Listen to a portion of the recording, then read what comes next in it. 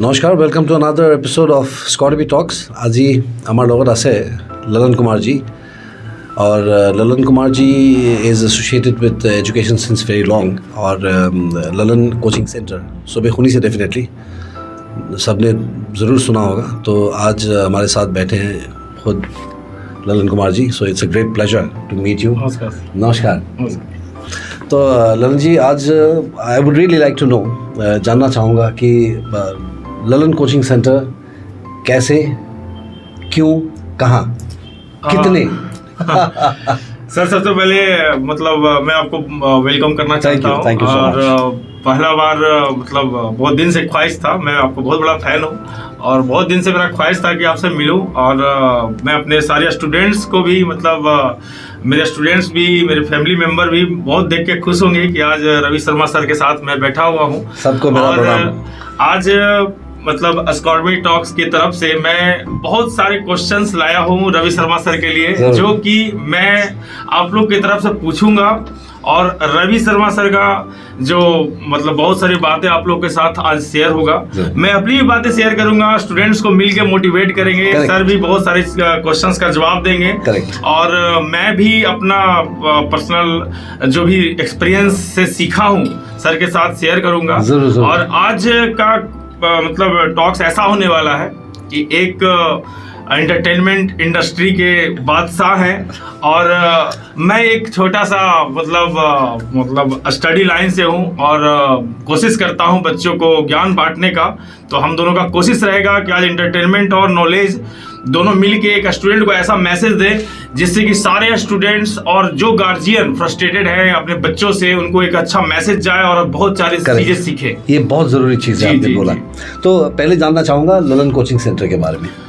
Sir हम लोग का मतलब एक छोटा सा गुवाहाटी में सेंटर है। मतलब ऑल ऐसे तो 10 ब्रांचेज 11 ब्रांचेज है। सर 11 ब्रांचेज को आप छोटा बोल रहे हो?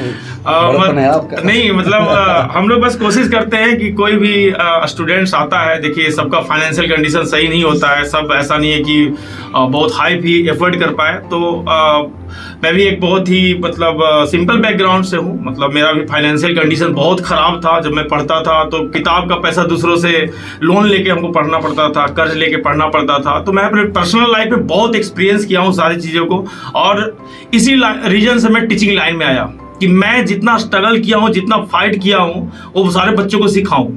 मेरे से क्वेश्चन नहीं बनता था तो इतना फ्रस्ट्रेशन होता था, ऊपर वाले को याद करता था कि हे भगवान कुछ शक्ति दीजिए, और शक्ति मिलता था और ऐसा पावर आता था कि मेरे जैसा एवरेज स्टूडेंट, मतलब मैं बहुत एवरेज मानता था अपने आप को, मेरे जैसा एवरेज स्टूडेंट इंडिया का टफेस्ट एग्जाम IIT क्वालिफाई किया। रीजन बस यही है कि मेरे परिवार की तरफ से हमेशा मोटिवेशन मिला और आसपास का इन्वायरमेंट से हमेशा प्रोत्साहन मिला कि आपको लाइफ मिला है तो कुछ ऐसा कीजिए कि आप एग्जाम्पल बनाइए। यही रीजन था कि मैं अपने गांव से फर्स्ट IITian था और मतलब आज तो लाइन लग गया है। मेरे गांव से मेडिकल में जाते हैं लोग, इंजीनियरिंग में जाते हैं। तो ये बस मोटिवेशन था और मैं यही चीज़ स्टूडेंट को सिखाता हूँ कि अपने स्ट्रगल से जो मैं सीखा हूँ कि पढ़ते समय क्वेश्चन जब नहीं बनता है तो उसमें मूवी देखने का मन करता है, गाना सुनने का मन करता है। तो वहाँ मैं काम में आता हूँ। हाँ, वहाँ मैं काम में आता हूँ और मेरे ऊपर जिनका आशीर्वाद है वो काम में आते हैं। सही है, वहाँ पे डेविएट नहीं होना है। आज मैं भी आपसे क्वेश्चन करूँगा कि देखिए स्टूडेंट का एक कॉमन प्रॉब्लम होता है, चाहे वो फिजिक्स हो, केमिस्ट्री हो, मैथ हो, चाहे कोई भी आर्ट्स पोर्शन हो, कॉमर्स पोर्शन हो, पढ़ना मेरे ख्याल से दुनिया का सबसे टफेस्ट काम है। क्योंकि उसमें आपको बहुत हाई कंसंट्रेशन मेंटेन करना होता है। तो मेरा आपसे यही क्वेश्चन है कि मतलब एंटरटेनमेंट तो जरूरी है सबके लाइफ में। मेरे से भी बहुत सारे स्टूडेंट पूछते हैं सर पढ़ने में मन नहीं लगता है, क्या करना चाहिए, क्या मूवी देख लेना चाहिए, क्या गाना सुन लेना चाहिए। तो मैं तो बहुत स्ट्रिक्ट हूँ। हम बोले कि तुमको यदि मजा दूसरे लाइन में ढूंढना है तो पढ़ाई क्यों कर रहे हो। हाँ, तो at the same time entertainment भी जरूरी है। जी, एंटरटेनमेंट भी जरूरी है। आपका पॉइंट ऑफ व्यू क्या है इसमें? मैं ये सोचता हूँ ललन जी, हम जब किसी चीज़ को दिखाते हैं, चाहे वो फिल्म हो या हमारी दादी जब हमें कहानी सुनाती थी, तो उसका इम्पैक्ट लगभग सेम ही होता है जी। तो हम हमेशा ये दिखाते हैं कि जो अच्छा होता है उसका अच्छा होता है अंत, और जो बुरा होता है उसका अंत बुरा होता है। तो इससे बड़ी मोरालिटी तो हो नहीं सकती, तो यही हम दिखाते हैं। तो इस बीच किसी कैरेक्टर को हमें बुरा दिखाना होता है तो हम दिखाते हैं कि वो शराब पीता है, वो सिगरेट पीता है, वो मारपीट करता है, वो ये करता है, वो करता है। और जो सही कैरेक्टर होता है उसे हम दिखाते हैं कि वो अच्छा बंदा है, वो पूजा प्रार्थना करता है, माँ बाप की इज्जत करता है, इस तरह से चलता है समाज में। तो हम एक एग्जाम्पल दोनों तरीके से बनाते हैं कि ये बुरा इंसान है, ये अच्छा इंसान है। तो अब माँ बाप पे आता है कि वो अपने बच्चे को क्या सिखाए, आप कौन सा लोगे, ये या वो। तो उस पर जो आदि गुरु हम कहते हैं, जो घर पे जो सिखाते हैं, पहले ये सिखाते हैं कि जब तुम स्कूल जाओ या किसी भी कक्षा में जाओ तो अपने गुरु को प्रणाम करो, उसे सम्मान करो, उसे इज्जत करो उसकी। तो वो पहला सिखाते हैं माँ बाप। तो अगर माँ बाप ने सही सिखाया तो क्या लेना है तो वो सही ले लेगा। तो जाहिर है हम जब किसी इंसान को बुरा दिखाना चाहते हैं कैरेक्टर वाइज तो वो तो बुरा ही होना चाहिए, तो वो बुरा ही होगा। तो अब गलती हमारी नहीं कि कोई बुरी चीज़ को ले ले, तो उसके लिए हमें माँ बाप की गाइडेंस चाहिए शुरू में। दूसरी बात ये है कि जब कोई पढ़ता रहता है तो वो एक आपको भी पता है कि हम जब किसी लेवल पे काम करते हैं, जब हम काम कर रहे होते हैं, हमारा काम भी बहुत सीरियस है, हमें याद करना पड़ता है, ढेर सारे डायलॉग्स, 16-17 पेजेस हमें याद करना होता है। हमें ये भी ध्यान रखना होता है कि यहाँ पे लाइट आ रही है, यहाँ लाइट नहीं आ रही, मैं आगे चला जाऊँगा इनका लाइट काट दूंगा, आगे चला जाऊँगा तो इनका फेस ढक जाएगा कैमरे में, तो हमें कैमरा भी लेना है, बेस्ट एंगल दिखाना है। तो इतने सारे कैलकुलेशन के बीच जब हम काम करते हैं तो हमारी भी टायर्डनेस होती है, हम भी ब्रेन फैटिग हमें भी फेस करना पड़ता है। तो हम क्या करते हैं एंटरटेनमेंट के लिए, तब हम पढ़ते हैं जी।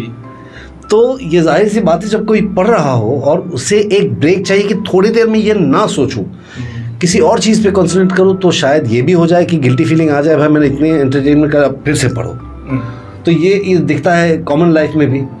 किसी बंदे का अगर एक्स्ट्रा मैरिटल अफेयर चल रहा हो तो वो आके बीवी से ज़्यादा प्यार करता है, क्योंकि उसकी गिल्ट फीलिंग भी होती है उसमें। तो सिमिलरली, मजाक में बोल रहा हूँ, बट सीरियसली यही है थ्योरी कि कोई पढ़ रहा हो और टायर्ड हो जाए तो एंटरटेनमेंट थोड़ा देर ले ले, बस उसे पता होना चाहिए कितना किस वक्त। ये अगर उसे पता है तो कोई प्रॉब्लम नहीं। अगर हम दोनों कैरेक्टर्स देखते हैं, अच्छा बुरा, और हम अच्छा लेते हैं तो कोई प्रॉब्लम नहीं। लेकिन अगर माँ बाप दिखाते हैं कि नहीं मैं तो बुरा इंसान हूँ, मैं पिस्टल लेके घूमता हूँ, मैं इसको दम देता हूँ, उसको गाली देता हूँ, मेरे को तो कुछ नहीं हुआ, तो जाहिर सा बात है कि बच्चा बुरा ही लेगा, वो सोचेगा वही अच्छा है। तो ये बैलेंस की बात है सर। आप जो करते हो वो समाज के लिए बहुत ज़रूरी है, बहुत ही ज़रूरी है। बिकॉज आपने जैसे कहा लोगों को सीखना भी चाहिए। आपने শিকিব লাগে, এই কথাটোৰ পৰা জানিব লাগে যে এজন মানুহে যেতিয়া ষ্ট্ৰাগল ফেচ কৰাৰ পাছত তেওঁৰ যে টান সময়, এই টান সময়টো তেওঁক যিটো বস্তু শিকাইছে সেইটো বহুত বস্তু শিকাব নোৱাৰে। চ' बुरा वक्त जो सिखाता है उससे अच्छा टीचर कोई नहीं होता सर। और इसी कारण शायद जो खुद अच्छे स्टूडेंट्स नहीं होते हैं वो अच्छे टीचर्स बनते हैं, क्योंकि उन्हें पता होता है कि बुरे स्टूडेंट की प्रॉब्लम क्या है, जो मीडियोकर स्टूडेंट है उसकी प्रॉब्लम क्या है, हाँ, तो पता लगता है उनको। तो यही चीज़ें हमें याद रखनी चाहिए। हमें जानी बोला should take his example for this. He has faced hardship and yet he has come out with flying colours and flying results, and now he is being an inspiration to a lot of you. So ये बात हमें याद रखनी चाहिए। तो आपकी जो काम है, आप बहुत ज़रूरी एक काम कर रहे हैं, और हमारा काम ये है कि हम डॉक्यूमेंटेशन का काम करते हैं सर। एंटरटेनमेंट के बीच हम डॉक्यूमेंटेशन रखते हैं, ताकि आज से 20 साल पहले या 70s में लोग किस तरह के कपड़े पहनते थे, 70s का सोशल समस्याएं क्या थी, उसकी समाधान क्या चाहते थे लोग, माँ बाप और बच्चों में क्या रिलेशनशिप था, भाषा किस तरह की यूज़ होती थी, ये सारी चीज़ें हमें देखना है। तो हमें फिल्में देखनी होगी, क्योंकि बाकी किताबों में जो लिखा होता है उसका मिस इंटरप्रिटेशन हो सकता है, उसमें जो पढ़ रहा होगा उसके ब्रेन का जो इंटरप्रिटेशन है वो अलग हो सकता है, पर हम विजुअली जब दिखाते हैं तो it is almost perfect for everyone. Obviously sir. तो यही है हम दोनों। एक्चुअली मैं अपने स्टूडेंट लाइफ में जब पढ़ता था तो एक मतलब मूवी से ही एक गाना सीखा था, रुक जाना नहीं तू कहीं हार के, कांटों पे मिलके चल के मिलेंगे साए बहार के। तो अभी भी वो गाना मैं गुनगुनाते रहता हूँ। तो मेरा सर मतलब एक्चुअली टीचिंग फील्ड में मैं जो एक्सपीरियंस करता हूँ, बहुत सारे स्टूडेंट्स का ये प्रॉब्लम, और मैं उसमें मोटिवेट भी करता हूँ स्टूडेंट्स को। एक प्रॉब्लम है आजकल असामीज मूवी इंडस्ट्री का, तो मैं बहुत रिस्पेक्ट करता हूँ, बिकॉज मैं भी बहुत सारा मूवी देखता हूँ। I can understand Assamese language, but I can not completely speak. तो मतलब बहुत अच्छे से बोल नहीं पाते, इसलिए मतलब सोचते हैं कि ठीक है। कितने सालों से हैं आसाम में वैसे? मैं 2006 से हूँ यहाँ पे। काफी साल हो गए। हाँ, बट टीचिंग शेड्यूल इतना बिजी रहता है कि मैक्सिमम टाइम हम लोग को क्लास में रहना पड़ता है। तो मेरा जो मोस्ट कन्वीनियंट लैंग्वेज है, मतलब जिसमें मैं अपने आप को रिप्रेजेंट कर सकता हूँ, उसमें मैं पढ़ाता हूँ और मैक्सिमम बच्चों से उसी में बात करता हूँ, तो लोग समझ भी जाते हैं। इसलिए मेरे को मतलब थोड़ा बोलने नहीं आया आसामीज लैंग्वेज, इसके लिए मैं सबसे क्षमा प्रार्थी हूँ। नहीं, आप समझ ले, लेकिन मैं समझ जाता हूँ। और मैक्सिमम स्टूडेंट का मैं प्रॉब्लम देखता हूँ क्या कि स्टूडेंट्स मतलब आजकल बॉलीवुड मूवी में ऐसा मूवी बना देता है डायरेक्टर लोग, प्रोड्यूसर लोग, मतलब हम लोग भी देखते हैं तो हम लोग को भी शर्म आ जाता है। सही है। और इसका फर्क ये पड़ता है, चाहे कि आप किसी भी इंडिया के किसी भी स्टेट में जाए, क्योंकि मैं असम में रहा हूँ तो असम में, और मैं बिहार में ज़्यादा रहा हूँ, राजस्थान में भी रहा हूँ, यहाँ पे मैं ज़्यादा फर्क देखता हूँ। यहाँ का मूवी तो बहुत अच्छा होता है, असमीज मूवी में वैसा कुछ दिखाया नहीं जाता है, फिर भी मतलब यहाँ पे मतलब स्टूडेंट्स को देखता हूँ कि जैसे बहुत सारे स्टूडेंट कम उम्र में ही लव अफेयर के चक्कर में पड़ जाते हैं। और नहीं, मैं जैसे मैं खुद पढ़ता था तो आईटी का तैयारी करता था, तो एक बार मेरे घर में गलत फहमी हो गया। मेरे भैया और मेरे पिताजी को पता चला, कोई गलत इन्फॉर्मेशन दे दिया कि ललन जो है कोटा में रहता है, उसका गर्लफ्रेंड बन गई है। तो मेरे को ऐसा डांट पड़ा, मतलब वो गलत न्यूज था, कंप्लीटली गलत था। हम तो दूसरी लड़की की तरफ देखते तक नहीं थे, क्लास जाते थे, आते थे, रूम में बैठ के अपना पढ़ते रहते थे। एक गलत इन्फॉर्मेशन के कारण मेरे को इतना डांट पड़ा। तो लेकिन यहाँ पे मैं देखता हूँ क्या स्टूडेंट कम उम्र में ही, सब स्टूडेंट की बात नहीं कर रहे हैं, बहुत अच्छे स्टूडेंट समझ रहा हूँ आप क्या कहना चाह रहे हैं, लेकिन बहुत सारे स्टूडेंट कम उम्र में ही मतलब लव अफेयर में पड़ जाते हैं। लव अफेयर में पढ़ने का चक्कर ये होता है कि कम उम्र में उनका फाइटिंग एबिलिटी जो है वो डिक्रीज कर जाता है, क्योंकि फोकस अलग जगह जी डाइवर्ट हो जाता है। हाँ, पढ़ने बैठते हैं तो उनको व्हाट्सएप का याद आता है कि अब शायद मैसेज आया होगा उसका या उसकी। तो हम इसका बहुत विरोध में है। हाँ, सही है। और हम अपने हर स्टूडेंट को किसी को देख लेते हैं ना, क्लास में या क्लास के बाहर भी, तो मेरे को देख के भाग जाता है। हम इसका बहुत मेरा मैसेज आता है स्टूडेंट्स को, ये कोई भी यदि इसका 25 ईयर एज नहीं हुआ है, यदि सब चक्कर में पड़े हो तो सुधर जाओ। सही है। तो आपकी तरफ से एक मैसेज हम चाहते हैं स्टूडेंट्स को। नहीं, मैं ज़रूर, मैं आपके साथ मैं समझता हूँ और मैं मानता भी हूँ, जो आप कह रहे हैं वो काफ़ी हद तक सही है। पर बात ऐसी है, अगर हम इस मामले में बात करें तो हमें थोड़ा सा पीछे और जाना पड़ेगा। तो कल्चरली अगर हम देखें तो मैंने अभी थोड़ी देर पहले भी मैंने कहा था कि कल्चरली असम ऐसी एक जगह है जहाँ हर कोई चीज़ प्लेजेंट है। तो हम बोलते हैं कि असम में इज़ अ स्टेट ऑफ लाहे लाहे, मतलब हम धीरे धीरे करते हैं सब काम आराम से। हमें कोई जल्दबाजी नहीं होती, हमारी कोई लोकल ट्रेन नहीं है कैच करने के लिए, हम आराम से उठते हैं, चढ़ते हैं, बैठते हैं। यहाँ ट्रैफिक भी स्लो चलती है। तो यहाँ ये इसलिए है, ये एक टोपोग्राफिकल इन्फ्लुएंस है कि हम जिस तरह से हम फ्लोरा फौना में बड़े हुए हैं, जिस एनवायरनमेंट में, उसमें हमेशा क्लाइमेट प्लेजेंट रही है। अभी कुछ दिनों से आफ्टर ग्लोबल वार्मिंग थोड़ी सी चेंजेस आई है, पर उससे पहले हम हमेशा कंफर्टेबल एक प्लेजेंट एनवायरनमेंट में रहे हैं। क्लाइमेटिक कंडीशन हमेशा सूदिंग ही होता था। और ऐसा है कि अगर हम गरीब से गरीब गांव में भी चले जाएं असम में, तो वहाँ भी लोग कम से कम मच्छी चावल खाते हैं। तो ये है उनकी गरीबी का डेफिनेशन। तो क्या है, वो अर्जेंसी नहीं रही उनमें। ये मेरे को भी लगता है, जैसे आप बोल रहे हैं मैं भी बोलता हूँ हमेशा, मेरे को गुस्सा आता है जब मैं देखता हूँ कि किसी पान दुकान के सामने कोई बंदा वो गमछा पहन के ना वो कैरम खेल रहा है, तो मेरे को लगता है इसके पास इतना वक्त आया कैसे, मेरे पास तो नहीं होता। मेरे को 26 घंटे कम पड़ते हैं यार काम करते हुए, मेरे को सोने को टाइम नहीं मिलता। मैं I hardly sleep for 4 to 5 hours, और फिर काम में 2 शेड्यूल्स करता हूँ। आज 3-4 दिनों से 2-3 शेड्यूल्स कर रहा हूँ, तो मेरे को बड़ा गुस्सा आता है। Similar is the case with this कि वो अभी ऐसा है प्लेजेंट्री में। और कल्चरली मैं आपको बताऊँ, जो बिहू है हमारा, वो एक फेस्टिवल जो बैसाख में हम करते हैं, वो इसलिए करते हैं ताकि अच्छी फसल को हम एंजॉय कर सकें। तो फसल अच्छी हुई तो लोग नाचते गाते हैं, क्योंकि वो फार्मिंग कम्युनिटी है, तो वो कर भी नहीं सकते कुछ और, तो एक ही काम करते, सीजनल काम है उनका फार्मिंग। तो जो बैसाख जब आया और हमने फसलें काट ली, फसलें अच्छी हुई है, तो हम ये करते हैं कि हम सेलिब्रेट करते हैं, हम नाचते हैं, गाते हैं, खाते हैं। हर एक रकम का पकवान बनता है, पीठा बनता है हमारे यहाँ, तो हम खाते हैं। तो उस पर क्या हुआ, जब हम एंटरटेन करते हैं अपने आप को, तो उसमें बिहू का जो गीत आता है उसमें काफ़ी सारी चीज़ें भी है, लेकिन एक पार्ट रोमांस का भी था। ओके तो उसमें ये था कि जो economically poor condition, this is not a convention है, इट्स नॉट अ रूल और रिटन। आपको जानकर आप शायद आपको अजीब लगेगा पर इट्स ट्रू कि हमारे यहाँ एक रिचुअल है जिसमें हम लड़की को भगा के ले जाते हैं, शादी करते हैं। वो बैसाख में होता है क्योंकि उस वक्त खेती करने वाले लोगों के हाथ में पैसा होता है थोड़ा सा, तो तब वो अपने प्रोक्रिएशन के बारे में सोचते हैं, शादी के बारे में सोचते। जो शादी के लायक हो जाते हैं वो क्या करते हैं, घर वालों को भी पता होता है, मतलब क्या बोलते हैं, फॉर्मली नहीं इनफॉर्मली पता होता है कि ये दोनों एक दूसरे में चल रहा है, इनका कुछ एक अट्रैक्शन है, तो ये भागकर शादी कर, तो हमें खर्च बच जाएगी, हमारी शादी में जो खर्च होना चाहिए वो बच जाएगी। तो जब वो वापस आएंगे तब हम गांव के सामने, सबके सामने हम शरण लेंगे, उनसे माफ़ी मांगेंगे कि बच्चों ने ये किया, तो it's accepted, it's a kind of convention, not a proper cultural thing. तो इस वजह से क्या हुआ, लोगों का फोकस जो हार्डशिप्स वाले जो चीज़ थी, जैसे उस वक्त जब फ्री होते थे तो फार्मर्स वो बेट का हो या बम्बू का वो बास्केट वगैरह बनाते थे, तो वो वक्त था काम करने का, हाथ में फ्री टाइम होता था, तो बैठकर वो काम करते थे। तो किसी का बेड़ा टूट गया तो वो वहाँ वो फेंसिंग लगाता था बम्बू का, तो वो काम, उस पे से फोकस हटके सिर्फ प्रेम प्यार में रह गया।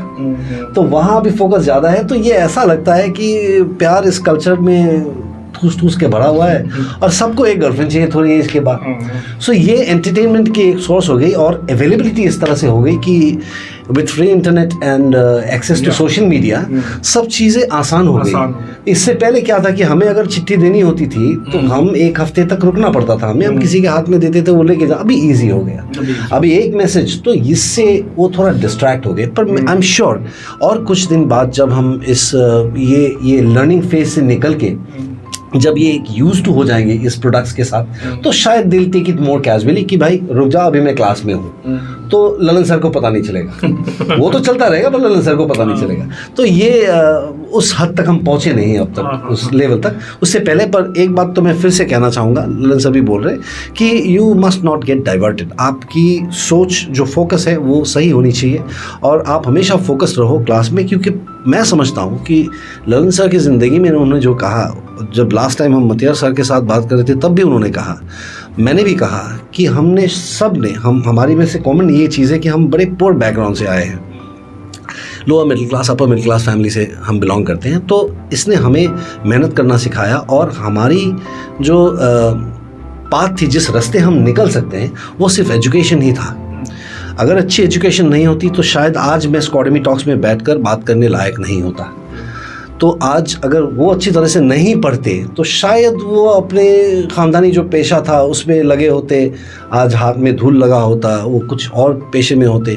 मतियार सर शायद खेती कर रहे होते। तो हमने अपना रास्ता चुना, हमें एजुकेशन थ्रू ही निकलना है। एनलाइटनमेंट जो होना है आपका, जो एनलाइटनमेंट, वो आपको एजुकेशन से ही मिलेगा। तो प्लीज़ स्टे फोकस्ड।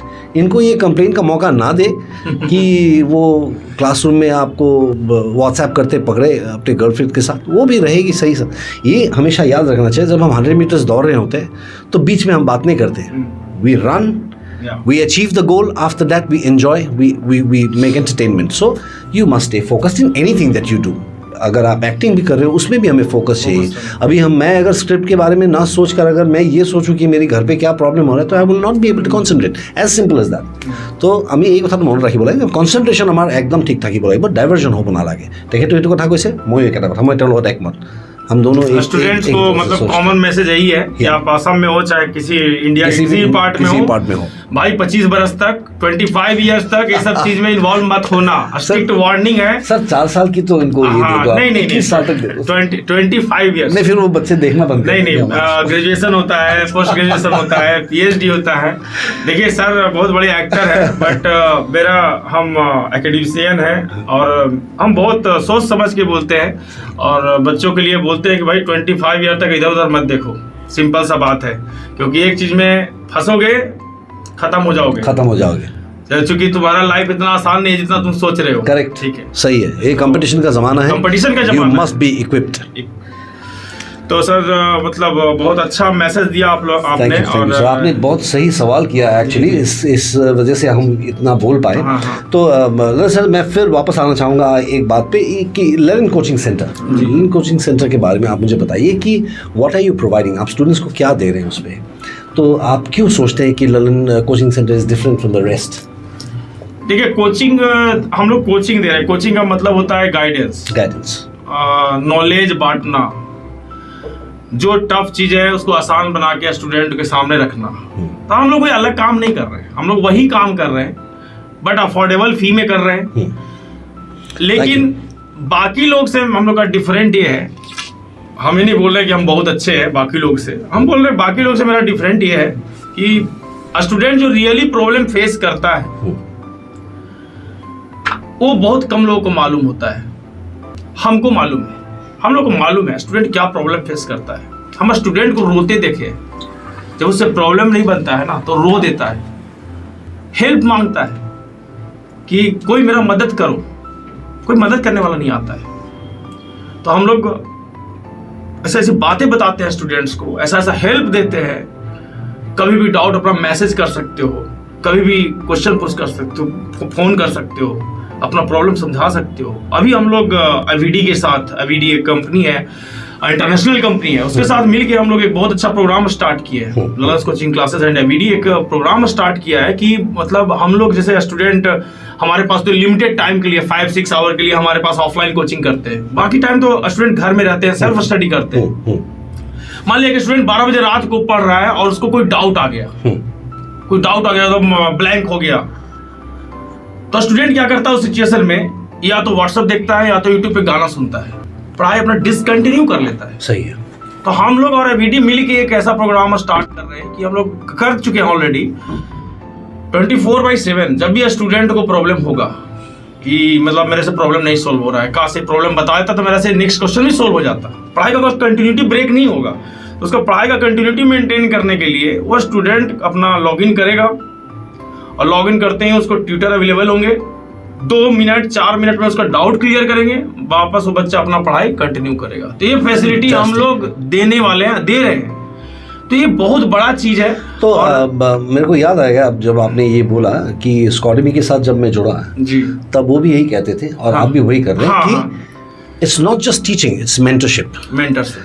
मतलब आप ऐसे सोचो अपने एने के भाइयों पड़े जो अपना माँ देवता जो आज अपना टीचर होल है 24 आवर्स अवेलेबल घर, माँ बाप अगर साथ होते और वो टीचर्स होते तो क्या होता है 24 आवर्स अवेलेबल, जो माँ मुझे प्रॉब्लम है solve it, that kind of a guidance Lalan is giving and Scotty is giving. So এই দুটা বস্তু আমি we must really appreciate that. আজি এটো এটা কারণ, this is the reason why I am attached to both.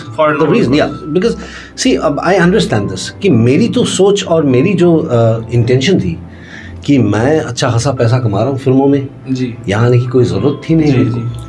बात यह है कि जब मैं सोचता हूँ कि मैं कहाँ से हूँ और कल मैं जब बाहर जाऊँगा असम से बाहर और जब मैं असम के बारे में बात करूँगा तो आई वांट कि मेरे बच्चे असम, मतलब आई डोंट मीन टू से जो असामीज बोलते हैं, मैं कह रहा हूँ जिन्होंने असम को अपनी मातृभूमि समझकर यहाँ बस चुके हैं, जो यहाँ के हैं असम के बच्चे रिगार्डलेस ऑफ लैंग्वेज, वो बाहर अगर शाइन करते हैं तो मेरी छाती सबको प्राउड होगा। I feel very proud.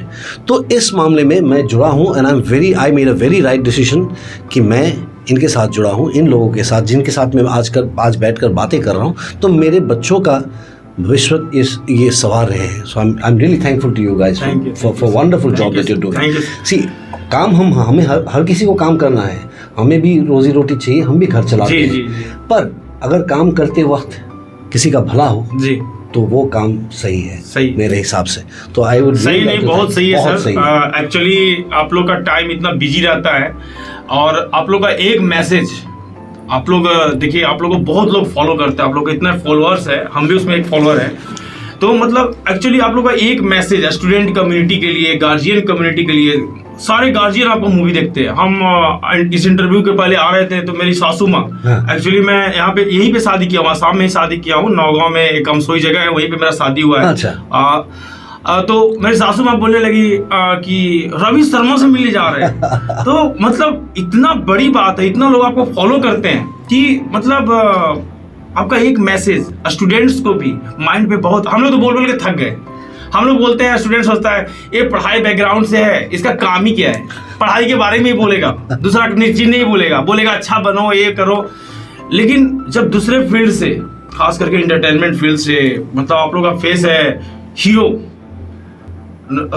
Society को हीरो, वो अपने फेस से कोई बोल रहा है, अपने वैल्यू से बोल रहा है, अपने तो স্টুডেন্ট को, গার্জিয়ান को बहुत फरक पड़ता है। আমি এটেনশ্যনটো ল'ব পাৰোঁ মানুহৰ, তেখেতে ক'ব বিচাৰিছে এইটো কথা, আমি এটেনশ্যনটো ল'ব পাৰোঁ। যিহেতু মই আকৌ এবাৰ আপোনালোকৰ ওচৰত কৈছোঁ যে আজি একাডেমিক্সৰ যিসকল টিচাৰ, যিসকল মানুহে আপোনালোকৰ কাৰণে কাম কৰি আছে, তেওঁলোকে কোৱা কথাকেইটাৰ ভেলিউ আছে, তেওঁলোকে এটা অভিজ্ঞতাৰ পৰা কৈ আছে। আমাৰ সকলোৰে आज किसी की नॉलेज इनसे ज़्यादा हो सकती है पर एक्सपीरियंस इनसे ज़्यादा नहीं हो सकती।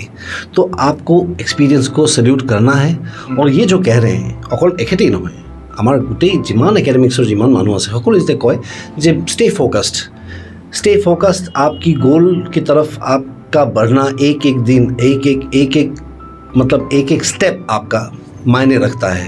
ये आपका करियर बनाता है, आपकी फ्यूचर बनाता है, आपको कॉन्फिडेंट बनाता है। तो प्लीज़ अवॉइड बाय देम, जो ये कहते हैं आप प्लीज़ सुनिए। और काफ़ी सारे बातें की हमने। अभी फिर से मैं एक बात आपको पूछना चाहूँगा कि ललन के इतने सारे जी इंस्टीट्यूशन, मतलब क्या ब्रांचेस बोलते हैं आप? जी जी, तो इतने सारे ब्रांचेस हैं, तो सारा मैनेज करते हैं आप, खुद करते हैं या स्कॉडमी से उस मामले में कुछ सपोर्ट आप, सॉरी एवीडी से कुछ सपोर्ट आपको मिला है? एवीडी से एक्चुअली हम लोग लास्ट 1 मंथ से मतलब हम लोग साथ में काम कर रहे हैं। इसके पहले हम लोग मतलब ललन्स का पूरा 11 ब्रांच चल रहा है। तो एक्चुअली हम लोग का जो मैनेजमेंट है, एक मैनेजमेंट टीम है, बहुत सारे फैकल्टी हैं, और हम लोग सारा सेम थीम डिस्कस करते हैं। मतलब हम लोग का मेन एम है कि स्टूडेंट का मन में जो डार्कनेस है, देखिए असम का हम सिचुएशन बता दे रहे हैं आपको। आप मतलब यहाँ पे अप टू क्लास 10 बच्चों के साथ बहुत नाइंसाफी होता है। टीचर्स हैं, जितना ऑनेस्टी से पढ़ाना चाहिए उतना नहीं पढ़ाया जाता है। अब आप पूछेंगे आपको कैसे पता चला, आप तो गुवाहाटी में हैं। तो एक्चुअली हम अपने प्रीवियस एक्सपीरियंस, जैसा कि हम बता दो 2006 से हम यहाँ पे, मेरा शादी यहाँ पे हुआ है। मैं यहाँ के कल्चर को रिस्पेक्ट करता हूँ, फॉलो करता हूँ, सीखता हूँ बहुत सारी चीज को। गांव में जाता हूँ, देखते हैं गवर्नमेंट स्कूल में बच्चा जा रहा है, टीचर उसका एक्सरसाइज भी नहीं कंप्लीट करवा रहे, टेक्स्ट बुक भी नहीं कंप्लीट करवा रहे, बच्चा बिना सीखे आ जा रहा है, घर आ रहे हैं उनको कोई टेंशन ही नहीं है।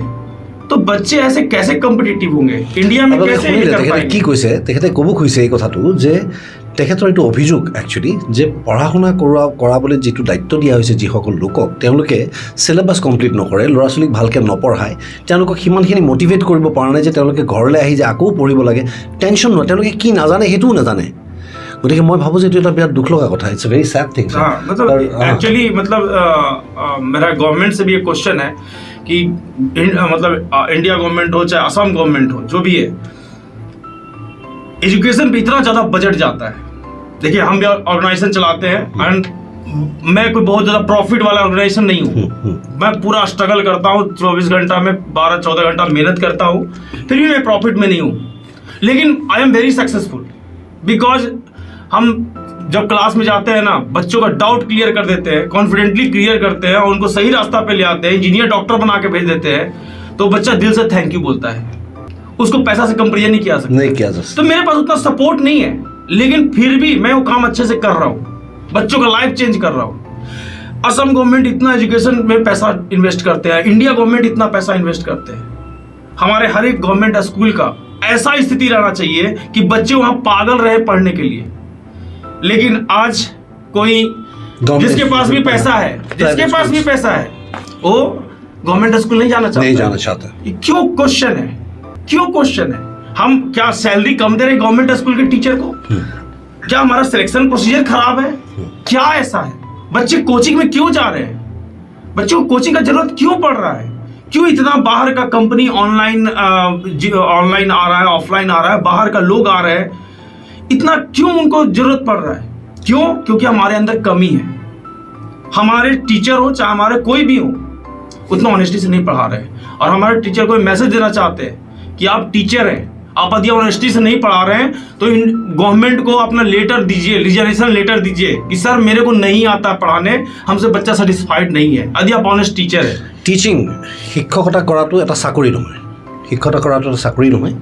গতিকে তেওঁ ক'ব বিচাৰিছে যে টিচাৰ যিসকল আছে সেইটো কোনো ধৰণৰ political appointment hobo na lage. It should not be a political appointment of a teacher. Teacher should be appointed on the basis of their qualification, on the basis of their methods and ways of teaching. গতিকে পঢ়াৰ ক্ষেত্ৰত এইটো ধামালি কৰিব নালাগে যিসকল টিচাৰে, কাৰণ ল'ৰা ছোৱালীৰ ভৱিষ্যতৰ কথা আছে, ল'ৰা ছোৱালীৰ ভৱিষ্যতৰ কথা আছে, নৱপ্ৰজন্মৰ ভৱিষ্যতৰ কথা আছে, আমাৰ ৰাজ্যখন আমাৰ দেশখনৰ ভৱিষ্যতৰ কথা আছে। এইটো ধেমালি কৰিবলগীয়া কথা নহয়। চ' আজি এইখন মঞ্চৰ পৰাই মই অসম চৰকাৰকো আহ্বান জনাইছোঁ, তেওঁলোকে আমাৰ এডুকেশ্যন ছিষ্টেমটোৰ ফিল্ট্ৰেশ্যন প্ৰচেছটো আৰু প্ৰপাৰ কৰক। শিক্ষাৰ লগত জড়িত শিক্ষাগুৰুসকলক, যিসকল অভিজ্ঞ শিক্ষাগুৰু, যিসকলে বহু বছৰ অভিজ্ঞতা আছে, যি ভাল টিচাৰ্ছ, তেওঁলোকৰ দ্বাৰা এই এপইণ্টমেণ্টটো কৰাব লাগে। এনেকুৱা এটা বডি থাকিব লাগে য'ত এমিনেণ্ট প্ৰমিনেণ্ট এক্সপিৰিয়েঞ্চ টিচাৰ্ছৰ এটা বৰ্ডে they should be able to select, তেওঁলোকে আচলতে এপইণ্টমেণ্ট দিব পাৰিব লাগে। So' I think this should not be মানে পলিটিকেল কৰিব নালাগে এই কথাটো। It is just a message straight from the heart of a teacher. গতিকে এই কথাটো গুৰুত্ব সহকাৰে ল'লে আমি নথৈ আনন্দিত হ'ম। ধন্যবাদ।